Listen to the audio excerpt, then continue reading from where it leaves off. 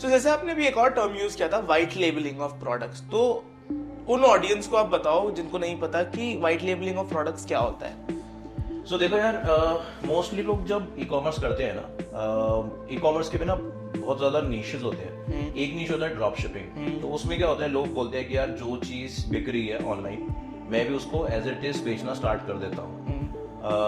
For example एक juicer होता था, portable juicer, blender, right. In fact हमारे लास्ट पॉडकास्ट, हमने एक पॉडकास्ट किया था हार्दिक भाटिया के साथ, जिनकी ब्रांड है स्लर्श करके, उन्हीं की प्रोडक्ट की बात कर रहे हैं, समथिंग लाइक दैट। तो मैं वहीं से एग्जांपल दे रहा हूँ। सो फॉर एग्जांपल लोग क्या करते थे, लोग पोर्टेबल ब्लेंडर बेचते थे, right. Now one of the ways you sell this is कि जो फेसबुक ऐड चल रही है, बिल्कुल सिंपल एंड स्टूपिड रखते हुए वही फेसबुक ऐड को एडिट करना है, एडिट करो।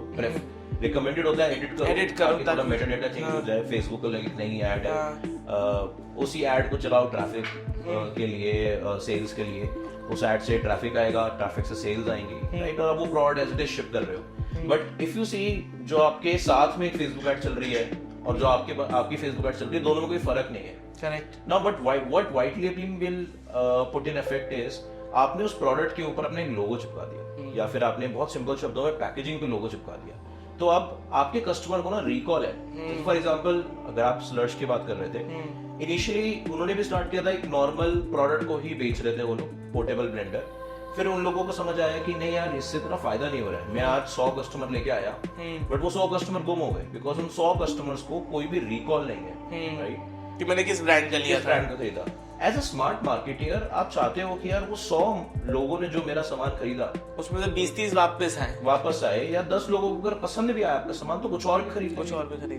तो the best way to do it is, आपने अपने स्टोर पे एक लोगो लगाया, एक ब्रांड लगाई, आपने अपने प्रोडक्ट पे भी वो ब्रांड लगा दी। तो अब हर रोज जब आपका कस्टमर वो प्रोडक्ट यूज कर रहा है, उसको याद आ रही है आपके ब्रांड की। Now first way is this, naturally अगर आपका कस्टमर आपसे हैप्पी है, और सपोज करो आप उसको ऑलरेडी एक ब्लेंडर बेच रहे थे, अब आप बोलते हो यार मैंने एक अच्छा टोस्टर लेके आया हूँ मार्केट में, would you like to try it out. Chances are कि शायद 3% 4% लोग वो टोस्टर खरीद लेंगे डे 0 पे। तो आप राइट अवे अपने प्रॉफिट को बढ़ा पा रहे हो, अपनी सेल्स के वॉल्यूम को बढ़ा पा रहे हो, अपने एलटीवी को बढ़ा पा रहे हो, just by putting a brand in place. तो व्हाइट लेबलिंग के ये सब फायदे होते हैं। बट व्हाइट लेबलिंग टिपिकली लोग क्यों नहीं करते आज की डेट में? बिकॉज करना बहुत मुश्किल है, राइट। बहुत सारी नेगोशिएशन लगेगी किसी फैक्ट्री के साथ, सप्लायर के साथ, बहुत सारा दिमाग लगेगा। लोगों को लगता है यार व्हाइट लेबलिंग करने के लिए बहुत पैसे खर्च करने पड़ते हैं, बट ऐसा होता नहीं है। Like for example in this case only, the very first white label that we did was only 300 units, that's it. तो 300 यूनिट तो वैसे भी आप बेच रहे थे, कोई खर्चा थोड़ी ना लगा एक्स्ट्रा, बट उसके जो इफेक्ट थे वो बहुत लॉन्ग टर्म आ गए। अब आप अपने उस व्हाइट लेबल ब्रांड के ऊपर ट्रेडमार्क अप्लाई कर सकते हो, अपनी एड्स को ब्रांडेड कर सकते हो। ट्रेडमार्क से आपको प्रोटेक्शन मिलती है कि कोई आपकी कॉपी पेस्ट करेगा। आप धीरे धीरे एक ऐसी चीज बना रहे हो जिससे आप एग्जिट कर सकते हो, एक वैल्यू क्रिएशन कर रहे हो, एक प्रोडक्ट बना रहे हो, अपने लिए एक इक्विटी क्रिएट कर रहे हो।